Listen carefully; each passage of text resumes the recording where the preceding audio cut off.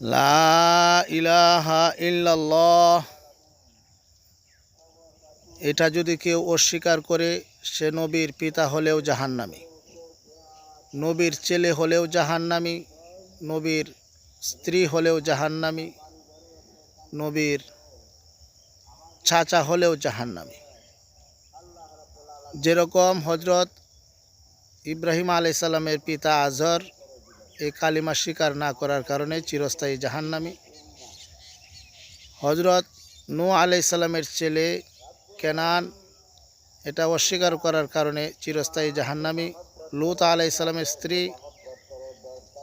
এই কালিমা স্বীকার না করার কারণে জাহান্নামী, আমাদের নবী মুহাম্মদুর রাসূলুল্লাহ সাল্লাল্লাহু আলাইহি সাল্লামের চাচা আবু তালেব এই কালিমা স্বীকার না করার কারণে চিরস্থায়ী জাহান্নামী। এই কালিমার মধ্যে এরকম কি আছে যে কেউ যদি এটা অস্বীকার করে তাহলে সে চিরস্থায়ী জাহান্নামী? কালিমা লা ইলাহা ইল্লাল্লাহ অর্থ হচ্ছে আল্লাহ ছাড়া কোনো উপাস্য নাই, অর্থাৎ ইবাদত পাওয়ার কেউ নাই। আমরা শুধু নামাজ রোজাকে ইবাদত মনে করি, কিন্তু মান্নত করা একটা ইবাদত, কুরবানি করা ইবাদত, হ্যাঁ, এরকমভাবে দোয়া করা ইবাদত। আমরা দেখা গেল নামাজ এটা ইবাদত মনে করি, রোজাকে ইবাদত মনে করি, কিন্তু মান্নত করার ক্ষেত্রে আমরা বিভিন্ন শিরিকি জায়গায়, বেদাতি জায়গার মধ্যে মানত করি।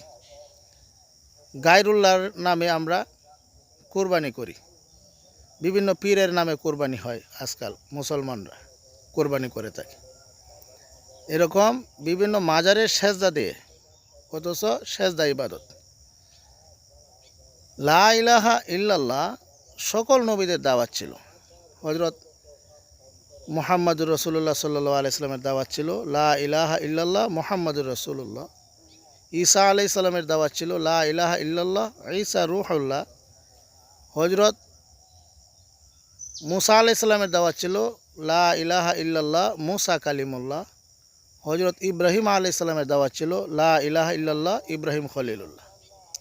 আল্লাহ তাআলা ভালোবাসা সৃষ্টি করলেন এবং 100 ভাগের মধ্যে 1 ভাগ মানুষের মধ্যে বিলিয়ে দিলেন। এই 1 ভাগ ভালোবাসা পেয়ে মানুষ তার সন্তানের জন্য কত মায়া মহব্বত ত্যাগ করে, পিতা হিসাবে, মা হিসাবে তার সন্তানের জন্য তার জীবন দিতে চায়। একজন পুরুষ একজন নারীর জন্য মহব্বত দেখাইতে গিয়া তার জীবন বিসর্জন দিতে চায়। এরকমভাবে একজন বন্ধু তার বন্ধুর জন্য কত কিছু করতে চায়। কিন্তু যে আল্লাহ তাআলার কাছে 99 ভাগ ভালোবাসা আছে, সে আল্লাহ পাক রব্বুল আলামিনের কালিমা যদি কেউ অস্বীকার করে তাহলে সে চিরস্থায়ী জাহান্নামী হয়ে যায়। এই জন্য আমাদেরকে বুঝে শুনে পথ চলতে হবে যে লা ইলাহা ইল্লাল্লাহ এটা এত দামি যে সমস্ত আসমান জমিন যদি এক পাল্লায় রাখা হয় আর লা ইলাহা ইল্লাল্লাহ যদি এক পাল্লায় রাখা হয় তাহলে কালিমার পাল্লা ভারী হয়ে যাবে। এই জন্য আমরা যারা মুসলমান দাবি করি নিজেদেরকে, একমাত্র আল্লাহ তাআলার যেন ইবাদত করি, সকল ক্ষেত্রে যেন তার হুকুম আহকাম মেনে নেই। আমরা নিজেদের ব্যক্তিগত, পারিবারিক, সামাজিক, রাষ্ট্রীয়, আন্তর্জাতিক সকল ক্ষেত্রে নবীর আদর্শ রয়েছে, আমরা যেন মেনে নিই। আমরা যেন তার বান্দা হিসাবে, অর্থাৎ আল্লাহর বান্দা হিসাবে, নবীর উম্মত হিসাবে যেন আমরা নিজেদেরকে পরিচয় দেই। কোরআনের মধ্যে বলা হয়েছে ওমা কানা লিমুমিনিন ওয়ালা মুমিনাতিন ইযা কাদাল্লাহু ওয়া রাসূলুহু আমরন আইয়াকুনা লাহুমুল খিয়ারাতু মিন আমরিহিম। অর্থাৎ কোনো মুমিন পুরুষ অথবা নারীর এই অধিকার নেই যে আল্লাহ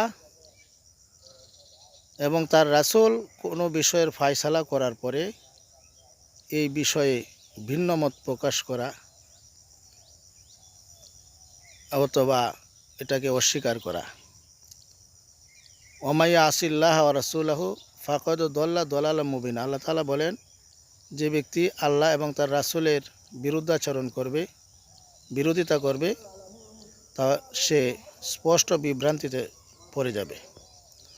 অন্য আয়াতে আল্লাহ তাআলা বলেন ফালা ওয়ারাব্বিকা লা ইউমিনুনা হাত্তা ইউহাক্কিমুকা ফীমা শাজারা বাইনাহুম, কখনো নয় তোমার প্রতিপালকের কসম, তারা মুমিন নয় যতক্ষণ পর্যন্ত না তারা তাদের যাবতীয় বিচার ফায়সালার ক্ষেত্রে তোমার হুকুম আহকাম অর্থাৎ তোমার আদর্শ যতক্ষণ পর্যন্ত মেনে না নেয়। আল্লাহ তাআলা আমাদের সকলকে সঠিক বোঝার তৌফিক দান করুন।